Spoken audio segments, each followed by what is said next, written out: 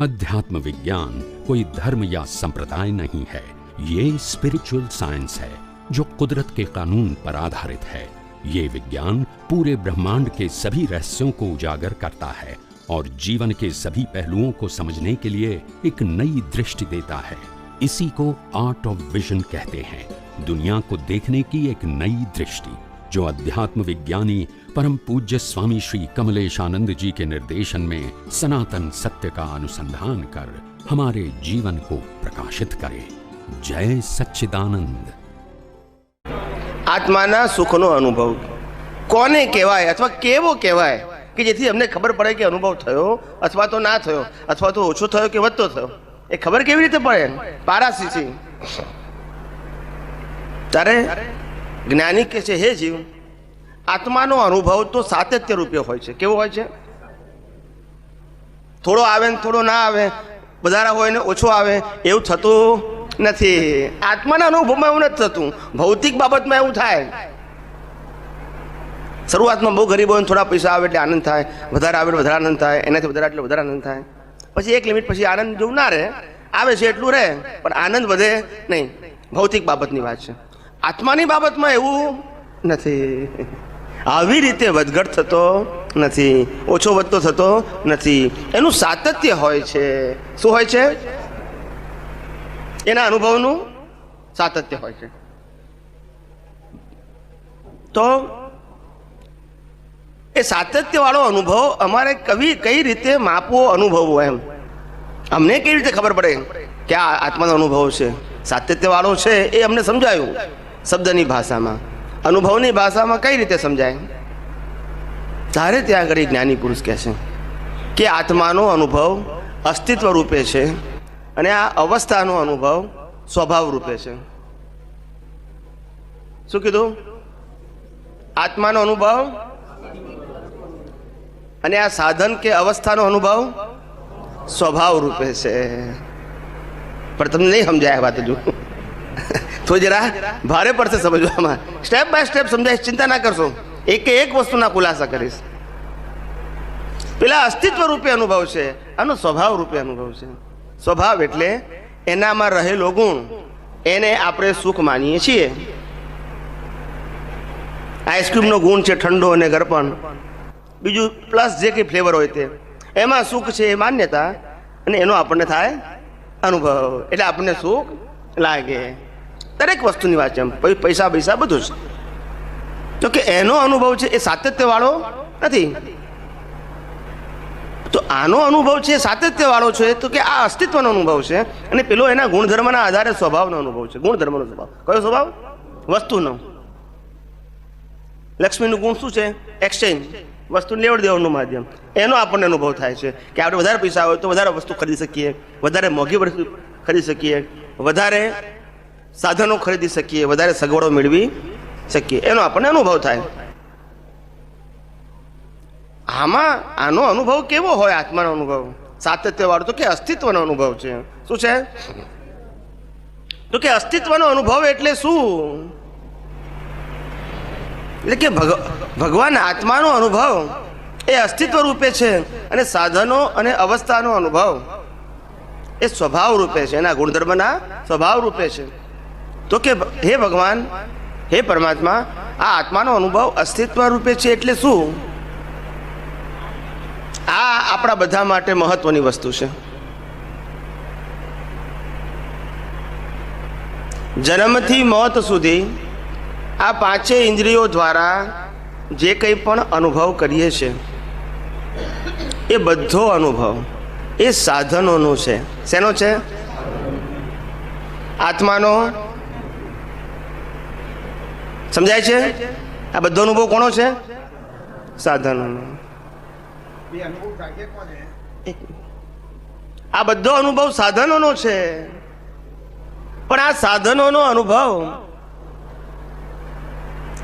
આત્માના અસ્તિત્વ વગર થઈ શકે? બોલતા નથી બધા। મળદું હોય એને પાંચે જ્ઞાનેન્દ્રિયોનો અનુભવ થાય? એટલે આત્માનું અસ્તિત્વ ના હોય તો આ પાંચે ઇન્દ્રિયોનો અનુભવ પાંચે ઇન્દ્રિયો કરી શકે ખરી? હોવા છતાં કરી શકે? બોલતા નથી. મળદું અનુભવ કરી શકે, પણ ઇન્દ્રિયો તો છે. એટલે કિંમત અસ્તિત્વનું છે કે અવસ્થાનું છે? સમજ્યા ના સમજ્યા?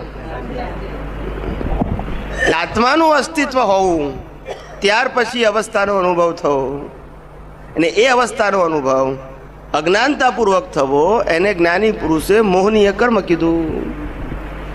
એ અનુભવ કેવો થવો? અજ્ઞાનતાથી. એ મોહનીય કર્મ. અને જ્ઞાનથી થાય તો નિર્જરા. તો નિર્જરા થાય ક્યારે? પોતાના અસ્તિત્વના ભાનની જાગૃતિ હોય તો અહીંયા આગળ મોહનીય કર્મ હોય નહીં, અને તો કર્મની નિર્જરા થાય. સંવરપૂર્વક. સંવર એટલે પોતાના સ્વરૂપના લક્ષ્ય સાથે, પોતાના સ્વરૂપના લક્ષ્ય સાથે ફાઇલોનો સંભાવે નિકાલ, એનું નામ સંવરપૂર્વક નિર્જરા. સમજાય છે? મારી વાત સમજાય છે? અસ્તિત્વનું ભાન એ પહેલી વસ્તુ છે. પણ તમે કીધું ને અજ્ઞાનતા હોય તો અનુભવના સંદર્ભમાં વાત બોલ્યા તમે. આ પાંચે ઇન્દ્રિયોમાં જે ભોગવટો છે એ બધું અજ્ઞાનતાનો જ અનુભવ છે ને બધો. એ જ્ઞાનનો અનુભવ થોડો છે. પણ એની જે મૂળ સ્વરૂપ છે એની હાજરીનું ભાન હોય તો આ પાંચે ઇન્દ્રિયો પણ આ અનુભવ કરી શકે છે, કારણ કે આત્માની હાજરી છે. પણ બેભાન અવસ્થામાં ઇન્દ્રિયો પણ છે ને આત્માનું અસ્તિત્વ છે તો પણ અનુભવ નથી થતો. હા, બેભાન અવસ્થામાં ઇન્દ્રિયો છે અને આત્માની હાજરી છે, પણ અનુભવ થતો નથી, કારણ કે ઇન્દ્રિયોના અનુભવને નોંધ કરનારો ઇનએક્ટિવ થઈ ગયો છે.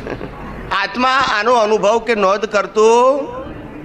સૂર્યનારાયણની હાજરીમાં વનસ્પતિ ઉગતી હોય, શું કીધું?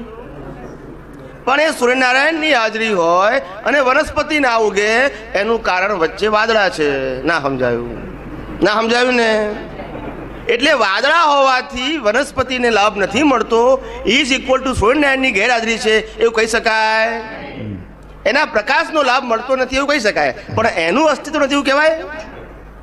એવું અહીંયા આગળ આત્માનું અસ્તિત્વ છે, ઇન્દ્રિયોનું અસ્તિત્વ છે, છતાંય ઇન્દ્રિયોના અસ્તિત્વને આધારે અનુભવનો લાભ સમજાતો નથી, કારણ કે અનુભવ કરનારો ઇનએક્ટિવ છે. કેવો છે? અનુભવ બે પ્રકાર છે.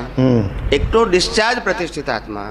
એ ડિસ્ચાર્જ પ્રતિષ્ઠિત આત્મા તો પરિણામ સાથે જોડાયેલો છે. પણ જે ચાર્જ અથવા જાગ્રત પ્રતિષ્ઠિત આત્મા છે એનો રોલ મહત્વનો છે પુરુષાર્થ માટે. શેના માટે?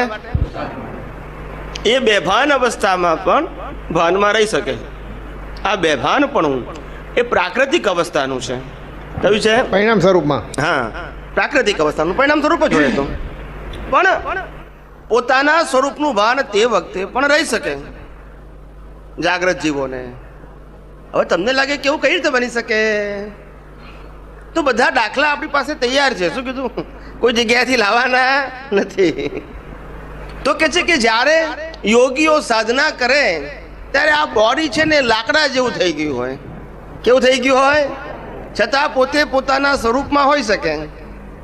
આ લાકડા જેવું હોય તોય આ ઇનએક્ટિવ હોય. શું છે? સમજાય છે? તો પણ પોતે પોતાના સ્વરૂપમાં કે સ્વભાવમાં રહી શકે. સમજાય છે? એટલે ઇન્દ્રિયોનું એક્ટિવ હોવું જ એ આત્મા માટે, આત્માના અનુભવ માટે જરૂરી નથી. સમજાય છે? પણ સંસારની વસ્તુનો અનુભવ કરવા માટે જરૂરી છે. જે અનુભવ કરે છે, જે પરિણામ સ્થળો ભાગનું અંતસ્કરણ છે, જ્યાં હું પણ ડિસ્ચાર્જ ભાગનું સમાયેલું છે, તે જે ઇન્દ્રિયોનો અનુભવ કરે છે, પાંચ જ્ઞાનેન્દ્રિય કર્મેન્દ્રિયો, એની જાણપણું જ ફક્ત હુંપણામાં હોય છે, પુરુષાર્થવાળા ભાગમાં. એટલે એ જે જાણે છે મૂળ આત્માના જ્ઞાન પ્રકાશમાં, જે જાણી રહ્યો છે કે આ દેહધારી નામધારી છે, એના ઇન્દ્રિયનો અનુભવ છે, તે એક્ટિવ છે ત્યારે. હા, એટલે પણ એ અત્યારે આત્મા જ્ઞાનને કારણે જ એક્ટિવ કહેવાય. હા, પણ એ આત્મા બાબત માટે તો એક્ટિવ રહી શકે, દેહ બેભાન હોય તોય. સમજાય છે? દેહને, કારણ કે પ્રતિષ્ઠિત આત્મા જે પુરુષાર્થ વાળો છે એ દેહને ચલાવનારો નથી. ના, ડિસ્ચાર્જ પ્રતિષ્ઠિત આત્મા છે એ દેહને ચાલવાની પ્રક્રિયામાં સંલગ્ન છે. કેવો છે? સંલગ્ન છે, જોડાયેલો છે, જોડાયેલો છે. પણ જે ચાર્જ પ્રતિષ્ઠિત આત્મા એની સાથે જોડાયેલો નથી. એની દેહની બેભાન અવસ્થામાં પણ એ એક્ટિવ હોઈ શકે. એટલે એનું કામ તો ફક્ત જાણપણું જ છે. હા, એ બેભાન અવસ્થાવાળાને બેભાન અવસ્થા તરીકે જાણી શકે, ભાન અવસ્થાવાળાને ભાન અવસ્થા તરીકે જાણી શકે, બંને જાણી શકે. કારણ કે એનાથી કેવો છે, જુદો છે. પેલો ડિસ્ચાર્જ છે એ સંલગ્ન છે, એટલે એ ના જાણી શકે અલગ થઈને. પણ જ્યારે બેભાન અવસ્થા પૂરી થઈ જાય છે ત્યારે એ જ્યારે ભાન પરિણામ સ્વરૂપમાં આવે છે, પણ ત્યારે પેલો એમ કહે છે કે હું બેભાન હતો તો આ કોણ કહે છે? કારણ કે હા, એ તો જાગ્રત ભાગ તો કંઈ બોલતો જ નથી. જાગ્રત ભાગ તો ખાલી હાજરી જ છે. એટલે જે ડિસ્ચાર્જ વાળો ભાગ છે એને જ એવું ભાન થયું કે હું પોતે બેભાન હતો, એટલે કે મને કશું દેખાતું, સમજાતું કે અનુભવાતું નહોતું. હવે મને દેખાય છે, સમજાય છે અને અનુભવાય છે. જેમ અહીંયા આંખનું ઓપરેશન કરવાનું હોય ત્યારે જે જૂની આંખ અથવા કીકી કાઢી નાખવામાં આવે, એ બધી પ્રક્રિયાની અંદર એ જીવ કશું દેખતો નથી. આંખોથી, આંખોના માધ્યમ દ્વારા કશું દેખતો નથી. બરાબર છે? અને આ પ્રક્રિયા પતી જાય, ઓપરેશન કમ્પ્લીટ થઈ જાય, પછી પાટો બાટો બાંધી દે, પછી એના જે કંઈ 2 કલાક 4 કલાક 6 કલાકની જે પ્રક્રિયા હોય, જ્યાં સુધી એ પાટો ન ખોલવાની પ્રક્રિયા, ત્યાં સુધી બાંધી રાખે, ત્યાં સુધી કશું જોઈ શકતો નથી. પણ 6 કલાક પછી જ્યારે પાટો ખોલે ત્યારે પછી પહેલી વખત આમ દ્રશ્ય જુએ આંખોથી. તો અત્યાર સુધી જે દ્રશ્ય આંખોથી જોયું એ વખતે અને દ્રશ્ય આંખો બંધ હતી ત્યારે જોયું, એમાં ફેર શું? તો કે આ સ્થૂળ દ્રશ્ય હતું અને પેલું કાલ્પનિક દ્રશ્ય હતું. કેવું હતું? સમજાય છે? આંખો બંધ કરીને આપણે ઘર જોઈએ તો એ કાલ્પનિક છે, અને આંખો ખુલ્લી જોઈએ તો એ હકીકત છે. સમજાય છે? એટલે આટલો આ ફેર પડે. એટલે કલ્પનામાં તો દેખાય છે એને, આંખો બંધ હોય તો એને ખબર પડી ગયું કે આ કાલ્પનિક છે ને હવે આ હકીકતનું મને દેખાય છે. આટલો ખબર પડે કે ના પડે? આંખો બંધ હોય તો એટલે ખોલવાને બંધમાં બી એને ખબર તો પડે જ છે, એમ આને પણ ખબર પડે જ છે. પરિણામ વાળો ભાગ છે એમાં જ એને ખબર પડે છે કે આ સ્થિતિ આવી હતી, હવે આવી થઈ.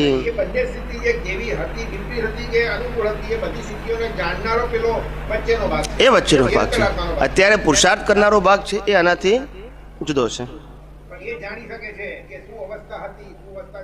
હા હા હા,